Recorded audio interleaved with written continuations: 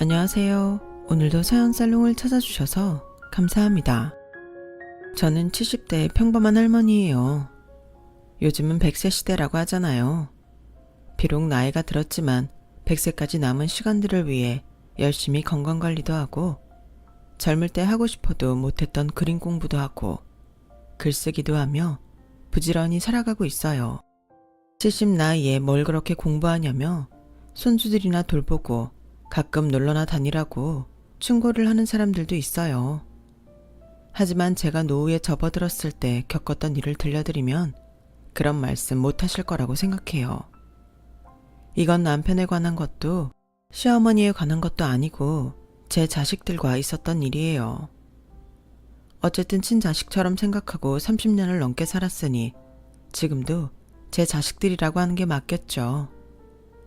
벌써 오래전 세상을 떠난 남편과 저 사이에는 자식이 없었어요. 남편도 저도 문제는 없다고 했는데 아무리 기다려도 아이가 생기지를 않았죠. 우리 너무 아이 갖는 거 연연하지 말고 둘이서 알콩달콩 재밌게 살자. 그러다 보면 언젠가는 우리 부부한테도 귀한 아이가 올 수도 있잖아. 라며 아이를 기다리느라 마음도 상하고 몸도 상해가는 저에게 남편은 위로의 말을 했었죠. 시댁에서도 저희한테 아이가 안 생긴다고 뭐라고 하지 않았어요. 시어머니는 애꿎은 시집살이는 안 시키는 분이었고요.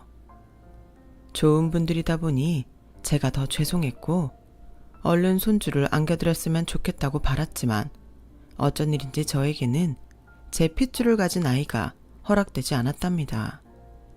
10년을 노력해도 아이가 생기지 않자 저는 그제야 마음에서 아이를 갖겠다는 소망을 내려놓았어요. 당신 말대로 그냥 우리끼리 오순도순 살아야 되려나 봐. 솔직히 아주 포기했다고는 못하는데 그래도 꼭 아이를 가져야 된다는 그런 마음은 내려놓게 되네. 당신이 꼭 아이가 갖고 싶다면 입양이라는 방법도 있으니까 우리 차차 생각해보자. 남편이 그렇게 말한 게 마치 예언이라도 된 것처럼 반년쯤 지나서 남편의 형인 아주버님 댁에 사고가 생겼어요. 남편은 삼형제 중 둘째였고 위로 형하고 아래로 여동생이 있었어요. 부부 모임에서 해외로 여행을 갔던 아주버님과 형님은 공항에서 돌아오는 길에 추월하던 차와 충돌했고 병원으로 옮겨져 얼마 안 돼 돌아가시고 말았죠. 정말 온 집안이 난리도 아니었어요. 시부모님은 장례를 치르고 1년이 지나도 살아도 산 사람 같지 않았고요. 저희 부부도 한동안 우울증 증세를 보이기도 했고 참 힘든 시간을 보냈었어요. 형님 부부는 저에게도 잘해주셨던 기억이 많아 더 마음이 아팠죠. 모든 게 멈춰버리고 형님 부부가 추억이 되어버린 날부터 심적으로 많은 변화가 있었던 것 같아요. 그리고 형님 부부의 첫 번째 제삿날이 돌아왔어요. 형님네는 아들, 딸, 남매가 있었는데 시부모님과 같이 살고 있었거든요. 제사가 끝났는데 두 분이 저희한테 긴히 할 말이 있다며 심각한 얼굴을 하시더라고요. 우리가 생각을 해봤는데 지혁이 지숙이 너희가 키우면 어떻겠냐. 아직 10살, 8살이라 어리기도 하고 할머니, 할아버지랑 사는 것보다 작은 아빠, 엄마가 학부모가 되어주면 어떨까 싶다. 애들이 학교에서 놀림받을 일도 없을 테고 물론 너희 의견이 중요하지. 시부모님은 아이들이 학교에서 할머니, 할아버지랑 산다고 놀림당하고 부모 없다며 딸 놀림당한 이야기를 해주시더라고요. 어찌나 애들이 안 됐던지 마음이 참 짠하더라고요. 남편이 일단 고민 좀 해보겠다고 했지만 이미 저와 남편은 그 얘기를 듣는 순간 그 아이들을 저희 아이들로 키워야겠다고 똑같이 생각하고 있었어요. 저희는 아예 아이들을 저희 호적에 자식으로 올렸고 그때부터 갑자기 초등학생들이 학부모가 돼서 치열한 삶을 살게 되었죠. 어릴 때에는 저희 말을 잘 듣던 애들이 사춘기가 되자 반항도 하고 말도 안 듣고 학교를 빠진 적도 있어서 정말 적잖이 속도 썩어봤네요.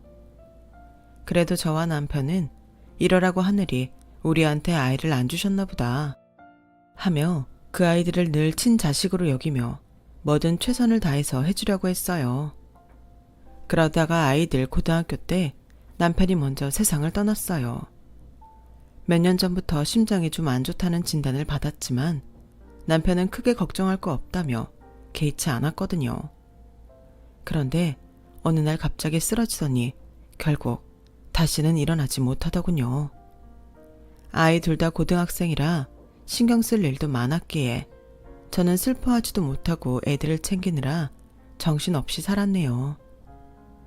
남편은 일반 회사를 다녔지만 시부모님이 좀 크게 한식집을 해서 제가 그때 분점을 받아서 운영하고 있을 때였거든요. 식당 일 챙기라 아이들 뒷바라지 하랴 3년이란 시간이 어떻게 갔는지 모를 정도로 너무 바쁘게 살았죠. 그렇게 키워놓으니 대학 졸업하고 각자 살 길 찾아 가는데 제 마음이 다 뿌듯했어요. 큰아이 지혁이는 대기업에 다니고 둘째 지숙이도 영어학원 강사를 하며 자기 하고 싶은 거 마음껏 하며 살았죠. 그리고 나이가 차니 알아서들 짝을 찾아와 결혼도 했고요. 둘 다 결혼을 하고 나서야 저는 제 할 일을 다 했다는 마음이 들며 그제야 긴장이 풀리더군요. 난 니네끼리 죽이 되든 밥이 되든 별 일 없이 살았으면 좋겠다. 그게 효도인 거야. 명절 때랑 제사 때 얼굴 보고 그러면 되지 않겠어? 아이들이 결혼할 때마다 저는 똑같이 말했어요. 제 진심이기도 했고요.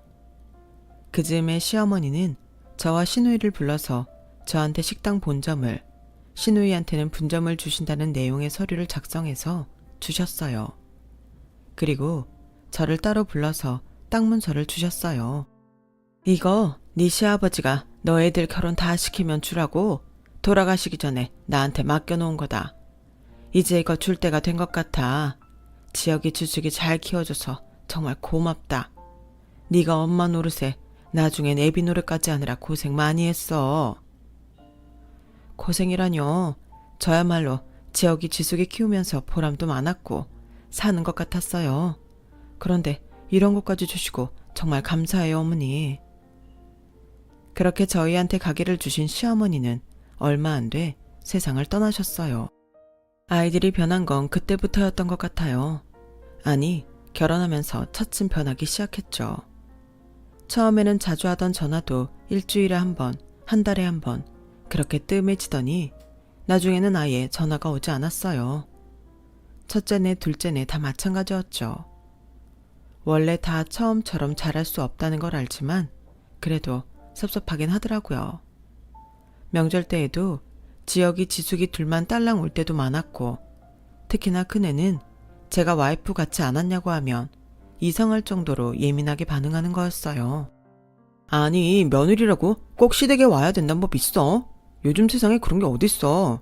엄마도 시어머니 노릇하고 싶어? 안 그런다고 했잖아. 이러면 다른 시어머니랑 뭐 달라? 아니, 아무리 그래도 시아버지 제삿날 너 혼자 오니까 물어볼 수는 있는 거잖아. 이것도 그냥 기념일이잖아. 돌아가신 양반이 뭘 알겠어? 너무 따지지 말고 얼른 밥이나 먹고 헤어져요. 저는 함부로 말하는 아들 녀석에게 한마디 하고 싶었지만 그래도 남편 제사상 앞에서 큰 소리를 내고 싶지 않아 입 꾹 다물고 속으로 삭히기만 했어요. 둘째인 지숙이도 크게 다르지 않았어요. 우리 그 이 회사에서 일하느라 엄청 피곤하고 힘들어. 그러니까 엄마 자꾸 그 사람 안 온다고 뭐라고 하지 마. 요즘 그러는 거 촌스러운 거 알지? 말들은 그렇게 하면서 자기네들 생일이나 손주들 기념일에는 뭐 하나 못 받아가서 왜들 난리인지 모르겠더라고요. 그런데 언젠가부터 며느리가 무슨 인사할 일이 있으면 꼭 식당으로 저를 찾아오더라고요. 어머니, 이번 명절상 차리시라고 용돈 보냈어요. 확인하셨죠? 근데 요즘 장사는 어때요? 불경기라 손님이 전보다 좀 적어진 것 같긴 하네요. 라며 식당 내부를 한번 싹 훑는데 딱 봐도 며느리가 지금 뭐 하는지 너무 잘 알겠더라고요. 나중에라도 이 식당을 물려받으면 어떻게 해야 되나 지금부터 준비하는 거 아니겠어요? 그때만 해도 저는 건강에 문제도 없었고 늘 카운터에 앉아서 모든 일을 다 하고 있었는데 솔직히 괘씸해서 식당 얘기는 잘 해주지도 않았네요. 식당이야 늘 그렇지 뭐. 단골들 섭섭하지 않게 음식 막 변하지 않는 거랑 재료 아끼지 않는 거, 그런 거 제일 신경 쓰는 건 항상 똑같아. 그나저나 이번 명절에도 집에는 안 들릴 거니? 어머니, 저희 친정어머니가 허리를 다치셔서 좀 힘들 것 같아요. 가게 매출 잘 나오면 좋겠네요. 그럼 또 봬요. 이러고 가버리니 얄밉지 않겠어요? 큰애도 소녀를 낳아서 2살인데 몇 번 본 게 다니 참 섭섭했죠. 둘째도 친정 와서 산후조리하고 받아갈 거 다 받아가 놓고는 애가 잘 지내는지 물어보면 자기 아이 키우는데 간섭하지 말라며 차갑게 제 말을 끊어버리더라고요. 엄마, 우리 그이가 그러는데 요즘 친정에서 사위들한테 차도 한 대씩 뽑아준다는데 우리도 해줘요. 엄마가 그런 걸 안 해주는데 그이라고 처가에 오고 싶겠어? 제가 정말 인색한 사람이면 저도 할 말이 없겠죠. 그런데 저 걔들 결혼할 때 정말 돈 많이 들였어요. 하나밖에 없는 사위라고 전부 다 최고급으로만 해줬고요. 누가 보면 무슨 연예인 사위 드리는 줄 알았을 거예요. 그런데도 저한테 바라기만 하니 저도 아이들과는 적당히 선을 두고 살아야겠다고 마음을 바꿨어요. 그전에도 저는 바라는 게 많지 않다고 생각했는데 아이들은 그게 아니었던 것 같아서 말이죠. 그러다가 정말 제 인생을 바꿀 일이 생기고 말았어요. 언젠가부터 잠을 아무리 자도 피곤이 풀리지 않고 입맛도 없어지고 살이 자꾸 빠지더라고요. 처음에는 별일 아니겠거니 했다가 식당 직원들이 하도 병원에 가라고 성화를 해대서 병원에 갔다가 의사한테서 가슴이 철렁하는 말을 들었어요. 자꾸 보호자를 데려오라는데 아이들이 와줄 것 같지 않아 그럴 사람이 없다고 하니 그제야 의사가 이야기를 하더군요. 조직검사 결과가 나와야 정확하겠지만 위에서 발견된 종양이 좋지 않은 건 확실하네요. 그럼 암이라는 말씀이신가요? 수술할지 안 할지는 다음에 오셨을 때 다시 말씀드릴게요. 의사는 암이라는 말은 하지 않았지만 모든 정황이 제가 위암이라는 걸 말해주고 있었어요. 저는 너무 마음이 힘들고 인생이 허무하기까지 해서 아이들한테 전화를 했어요. 먼저 간 남편 목소리는 들을 수 없으니 아이들 목소리라도 듣고 싶었거든요. 엄마, 회사 바쁠 때 전화를 하시면 어떡해? 지혁아, 엄마 아파서 병원 갔다 왔거든. 근데 그러니까 평소에 몸 관리 좀 잘하지. 나이 들어 고생하잖아. 나 바쁘니까 나중에 얘기해.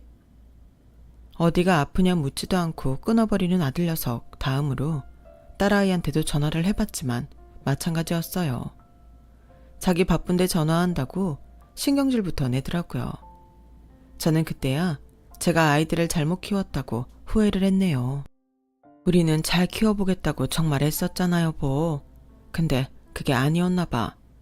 우리가 애들을 많이 섭섭하게 한 건지 난 정말 그런 것 같지 않은데. 당신 애들 좋아하는 거라면 멀리 차까지 타고 가서 사왔잖아. 아무리 작은 엄마 작은 아빠여도 양부모라고 생각하지 말라고 편하게 해준다고 했는데 우리가 뭘 잘못했던 걸까? 왜 저리 나한테 매정하게 굴지? 저는 밤새 남편 사진을 앞에 놓고 통곡을 하며 혼잣말을 중얼거렸어요. 그리고 조직검사 결과가 나온 날 의사는 저한테 수술 후에 항암 치료를 하자고 하더라고요. 일단 지금 상기라고 보는데 수술은 하루라도 빨리 하면 좋고요. 항암 치료하면서 예후를 보도록 하죠. 저는 집에 돌아와 수술 준비를 하면서 아이들한테 전화를 했어요. 왜 또 몸이 계속 안 좋아?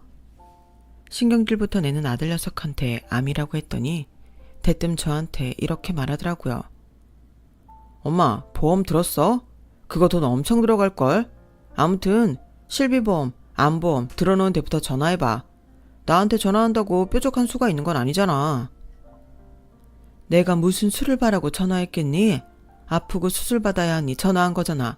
무슨 말을 그렇게 해? 엄마, 지금 우리한테 키워준 보상 바라는 거 아니지?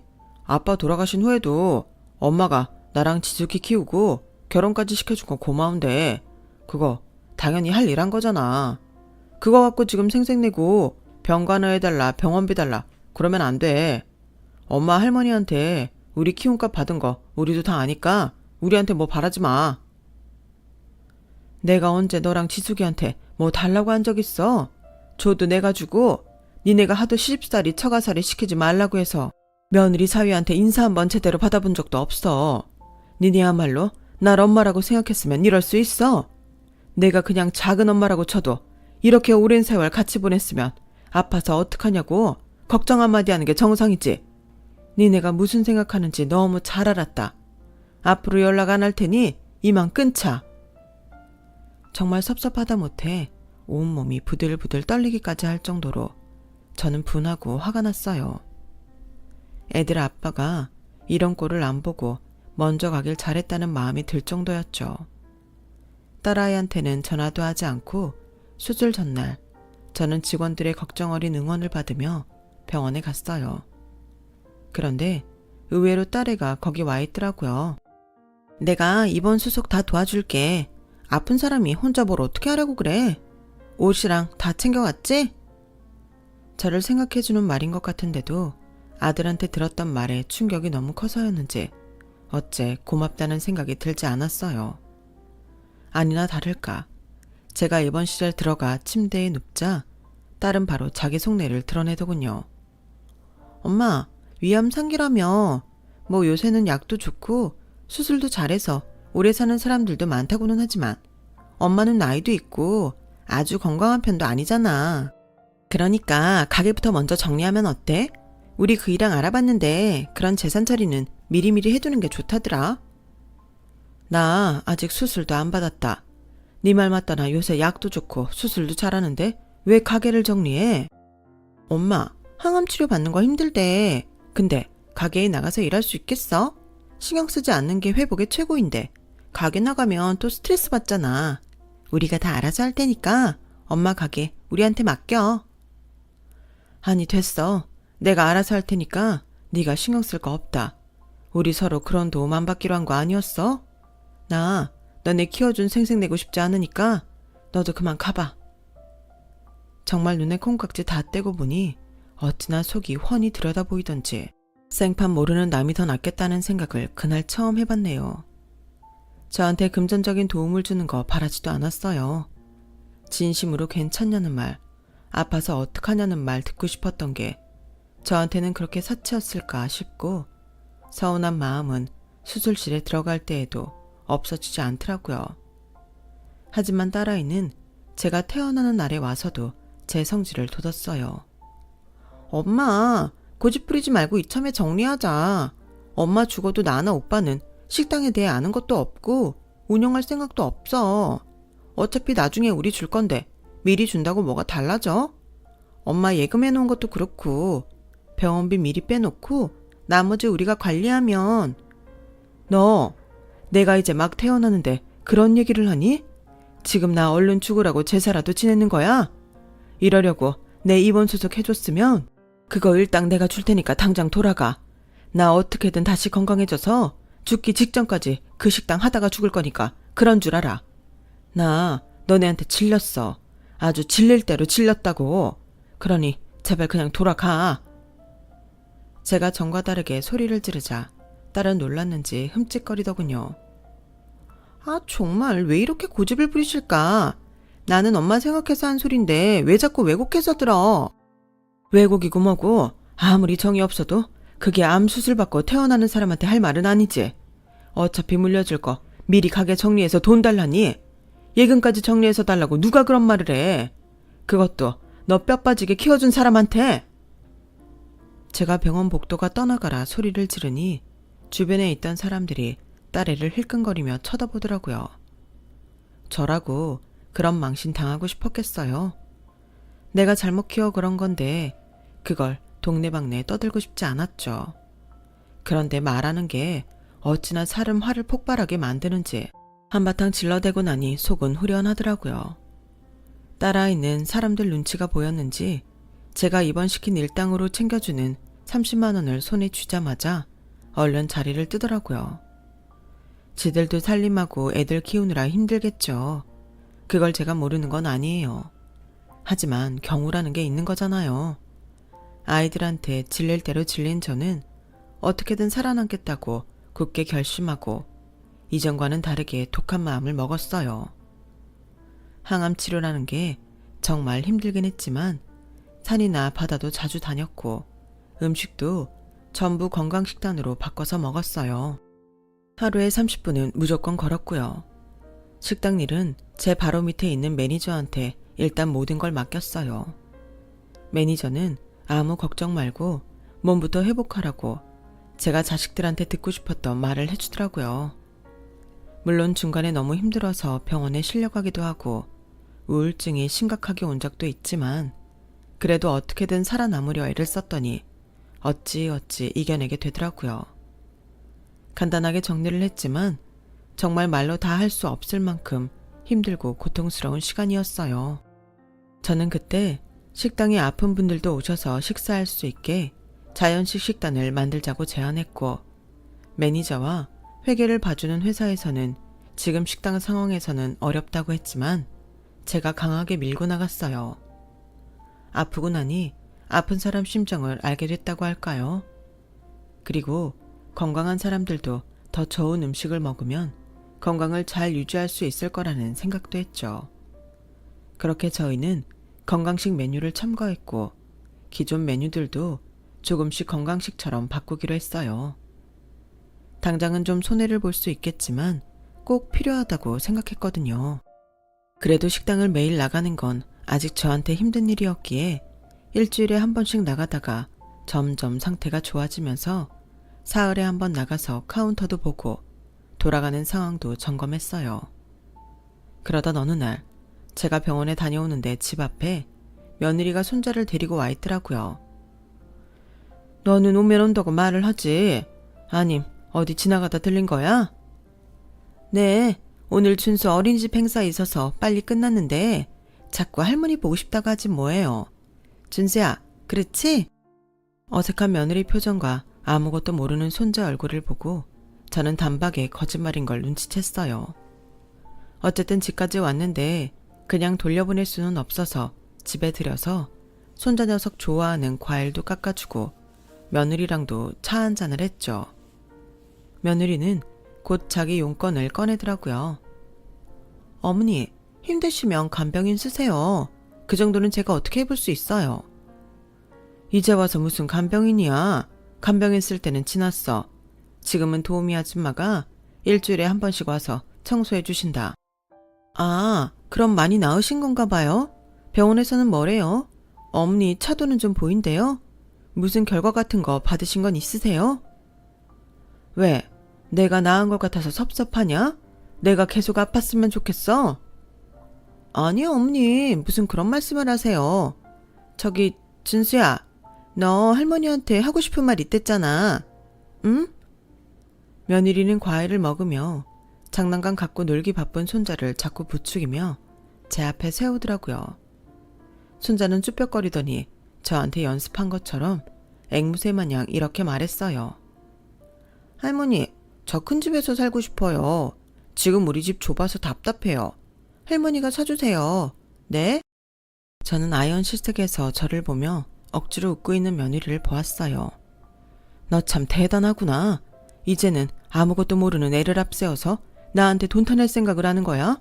준수가 뭘 한다고 이런 말을 해? 아니에요 어머니. 준수가 정말 새집 이사 가고 싶댔어요. 듣기 싫다. 나 참 내가 1년에 한 번 볼까 말까 한 손자 말이라면 아이고 그러냐 하며 들어줄 어리석은 늙은이로 보였냐? 너 사람 잘못 봤어. 내가 아파서 죽어가도 너네한테 못 주겠다.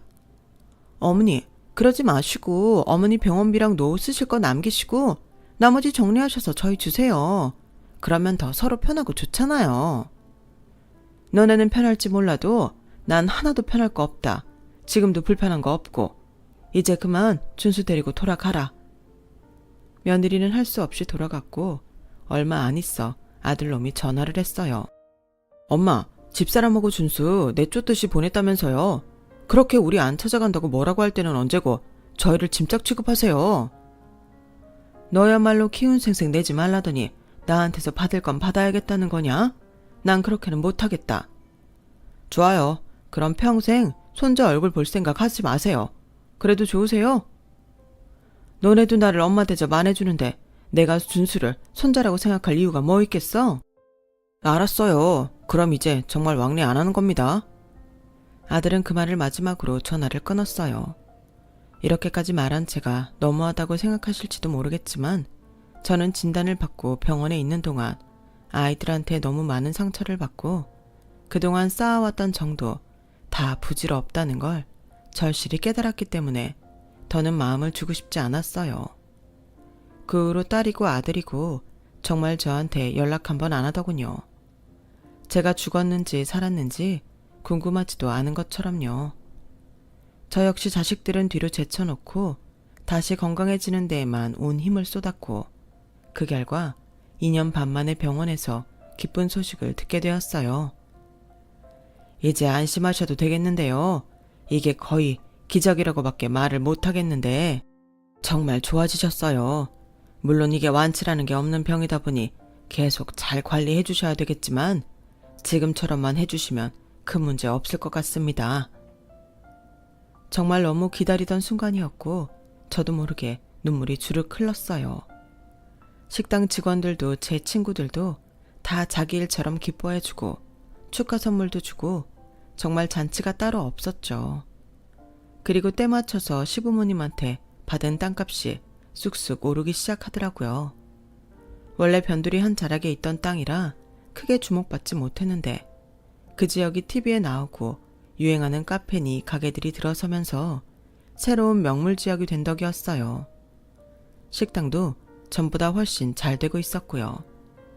아무래도 건강에 대한 사람들 관심이 늘어나다 보니 저희 식당 음식도 덩달아 입소문을 탄 것 같더라고요. 그러고 있는데 한 2년 연락 없던 딸한테 전화가 왔더라고요. 엄마, 요새 어떻게 지내? 병원에선 별말 없지? 엄마, 나도 엄마 마음 상하게 하고 싶지 않은데 현실적으로 엄마 나이에 다시 회복되기 힘들잖아. 이쯤에서 우리한테 재산 나눠주는 거 어때? 식당도 미리 정리해둬야 엄마도 속 편하는 거 사실이잖아. 애들은 제가 회복했다는 걸 귓등으로도 아무 소식도 못 들은 것 같더라고요. 그래, 너 마침 전화 잘했다. 나 너네한테 할 말 있어. 그러니까 네가 지혁이한테도 연락해서 한번 같이 와. 저도 이대로는 더 이상 있을 수 없었어요. 이렇게 불쑥불쑥 잊을만 하면 전화해서 재산 내놓으라는 등살에 더는 시달리고 싶지 않았어요. 저는 만난 날짜를 넉넉히 시간을 두고 잡았고 그새 마음먹었던 일들을 알아보고 정리해 갔어요. 마침내 아이들을 만나는 날이 왔고 아들하고 딸은 자기들한테 나눠줄 재산을 잔뜩 기대하는 표정으로 아주 들떠있더라고요. 엄마, 이제야 마음 정리가 됐나 보네. 근데 이게 더 좋은 것 같기도 해. 할아버지가 엄마한테 주신 땅 거기 맞지? 요즘 난리 난데. 어후, 그게 대체 얼마가 오른 거야. 이야. 아들은 눈동자를 굴려대며 신이 나서 헛소리를 하더군요. 딸년도 덩달아 맞장구를 쳤어요. 엄마가 성견지명이 있었나 봐. 이렇게 땅값 오르고 우리 나눠주려고 기다렸던 거야? 그러면 말을 하지. 누가 너네한테 내 땅 준다고 했어? 얘들 좀 봐. 나 너네 파양할 거야. 제 말에 아이들은 눈이 휘둥그레져서 서로를 보더군요. 엄마, 그게 무슨 말도 안 되는 소리야. 무슨 파양이야. 지금 우리 나이가 몇인데. 그게 해도 된다더라. 내가 변호사 선임해서 다 준비했어. 너네한테는 그 이야기 하려고 부른 거고 니들이 나한테 어떻게 했는지 증언해주겠다는 사람들이 줄을 섰어. 아픈 엄마 찾아와서 얼른 재산 넘기라고 하는 거 들은 식당 직원들도 수두룩하고 니네가 아픈 나 한 번도 들여다보지 않았다는 거 내 친구들도 다 알아. 다 나 위해서 증언해준다고 했어. 내가 니들을 얼마나 정성으로 키웠는지 알기 때문에 내 친구들이 나보다 더 분노해. 그러니까 니네도 재판 준비하라고 그 말 하려고 부른 거야. 니네 나보고 키워준 생색내지 말라며? 그러면서 나 아프다고 한 다음부터 계속 재산 타령했잖아. 그게 말이 앞뒤가 맞는다고 생각하니? 나이가 들었다고 사람이 멍청해지는 거 아니다. 내 땅이 오른 거 니네랑 아무 상관없어. 허참, 그래서 오늘 그 말하려고 우리 부른 거야? 지혁이, 너 말 조심해. 앞으로 반말하지 마. 너 키워준 작은 엄마한테 그게 무슨 말버릇이야? 그리고 나 병원에서 아주 좋아졌다고? 이대로만 유지하라는 얘기 들었다. 암세포 없고 몸도 깨끗하대. 내 비록 자식이 없어서 니네한테 재산 줄 수 있겠다만 그건 내 의지이지. 이제 너네가 내놓으라 말아 할 권리 없어. 난 이 재판 이길 거야. 그러니 너네 각오 단단히 해둬. 이만들 가봐라. 바쁜 사람들 시간 내가 붙잡았다고 나중에 딴소리를 하지 말고. 제가 딱 부러지게 얘기하자 애들 얼굴이 하얗게 질리는 게 보이더군요. 특히나 제 병이 아주 좋아졌다는 말에 두 아이는 의외라는 표정으로 어쩔 줄 모르더라고요. 제가 얼른 돌아가라고 재촉을 하자 아들 녀석이 갑자기 전에 보이지 않던 행동을 했어요. 아들은 그 자리에서 무릎을 꿇더니 고개를 숙이고 저한테 싹싹 빌더라고요. 엄마, 그러지 말고 저 한 번만 도와주세요. 이거 다 엄마가 너무 속상해서 그냥 해보시는 말인 거 알아요. 그래도 엄마 말대로 존댓말 쓰고 행동도 조심할 테니까 화 푸시고 저 좀 도와주세요, 엄마. 나 니네 엄마 아니야. 작은 엄마라고도 하지 마. 그냥 숙모라고 해. 숙모님. 그래요. 부르라고 하는 대로 부를 테니까 제발 좀 도와줘요. 저 주식하다가 망했어요. 이대로 가다가는 위험해요. 엄마가 아니 숙모님이 돈 안 주시면 저희 진짜 살던 집도 팔아야 돼요. 그럼 팔아. 그러면 되잖니. 너랑 네 마누라 손이 없어 발이 없어? 나이도 젊고 건강하잖아. 어디 가서 뭘 해도 빚 갚고 살 수 있으니까 나한테 기대지 마. 엄마 제발 좀 살려줘요. 네? 제가 잘못했어요. 앞으로 엄마 자주 찾아뵙고 명절 때도 꼬박꼬박 올게요. 나 이제 그런 거 바라지 않아. 그리고 너 집 팔아야 된다고 했지? 그 집도 너 결혼할 때 내가 사준 건 기억하니? 지숙이 너도 똑똑히 들어둬. 나 네 남편한테 연예인 사위였냐는 말 들을 만큼 결혼할 때 해줄 거 다 해줬어. 넘치게 해줬어. 나 쓸 거 안 쓰고 입을 거 안 입으면서 해줬는데 그 녀석이 나 아플 때 한 번이라도 찾아왔니? 우리 식당 경영 어렵다니까 코빼기도 보이지 않았잖아. 너는 너대로 병원까지 와서 식당 팔아 재산 달라고 억지 쓰고. 니네가 친부모였어도 그렇게 하면 안 되는 거야. 한때는 니네를 정말 친자식이라고 여긴 적도 있지만 이젠 아니야. 그러니까 너네는 재판 준비나 하고 있어. 엄마 미안해. 엄마가 이렇게 화난 줄 몰랐어. 그러니까 이러지 말고 우리 대화로 해결하자. 지금 당장 재산 주는 게 싫으면 유언장이라도 써주면. 딸아이는 정말 사태 파악을 못하더라고요. 어떻게 저런 머리로 좋은 대학을 간 건지 의심스러울 정도였어요. 정남이 다 떨어지고 나니 애들이 얼마나 미련하고 어리석은지 훤하게 보이는데 왜 그동안은 그걸 몰랐을까요? 이런 걸 콩깍지라고 하는 거겠죠. 유언장이라고? 그래, 너 말 잘했다.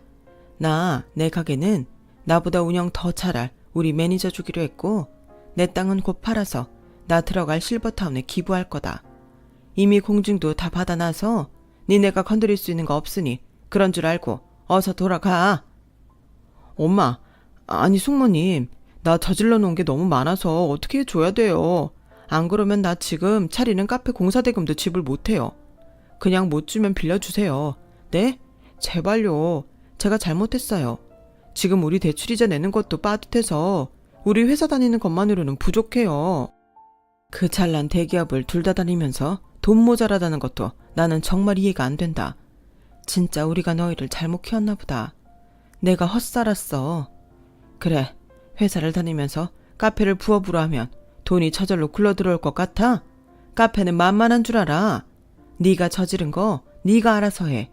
내가 차리라고 너 등 떠민 거 아니잖아. 난 너네 한 푼도 못 주니까 그런 줄 알아. 제가 얼른 나가라고 둘을 윽박지르자 그제야 애들은 엎드려서 울며불며 잘못했다고 난리를 치더군요. 그래도 제가 꼼짝하지 않자 아들 녀석은 갑자기 돌변해서 저한테 협박하듯이 말했어요. 이제 돈도 많고 우리 신세 질 일 없다는 거죠. 우리 힘든 거 알고 혹 떼어내겠다는 거네요. 참 비정하네요. 그래요. 어디 마음대로 해봐요. 우리랑은 평생 등지고 사는 건 줄 아세요. 니네 등지는 거 하나도 안 무섭다. 지금까지는 뭐 그리 니네가 나한테 살갑겠다고 그러냐? 나 네 그런 협박 하나도 안 무서우니까 마음대로 해. 아들이 먼저 씩씩대고 나가자 딸아이는 제 눈치를 보며 뭐라고 말하려고 하더니 그냥 지 오빠를 따라 나가더라고요. 그리고 저는 아이들한테 예고한 대로 파양 절차를 진행했고 다행히 법원은 제 손을 들어줬어요. 제가 다 늙어서 왜 파양할 마음까지 먹었는지 그 마음을 헤아려 준 것 같아 눈물이 왈칵 쏟아지더군요. 그렇게 저는 아이들과 절연하고 혼자서 제 인생을 살게 됐답니다. 죽을 고비를 넘기고 나니 누가 정말 저를 위하는 사람인지 한눈에 알 수 있더군요. 그게 제가 키운 아이들이 아니라는 게 가슴 아팠지만 어쩌겠어요. 이번 생에서 저한테는 자식이 없는가 보다. 그렇게 받아들이기로 했어요. 저는 그동안 저한테 못 써본 돈 열심히 쓰면서 재미있게 살고 있어요. 그때 아이들과 인연을 끊은 이후로 이사한 동네에서 친구들 초대해서 같이 자기도 하고 여행도 가고요. 앞에서 말한 것처럼 이것저것 배우고 공부도 한답니다. 실버타운은 좀 더 있다 들어갈 생각이에요. 이런 제 인생도 나름대로 괜찮다. 그렇게 스스로 위로하고 있네요. 제 이야기는 여기까지예요. 지금까지 들어주신 모든 분들 항상 행복하시고요. 건강히 지내시길 바랄게요. 여러분, 사연 댓글에 응원과 현명한 조언 부탁드려요. 좋아요와 구독은 저에게 큰 힘이 됩니다. 오늘도 좋은 일 가득하세요.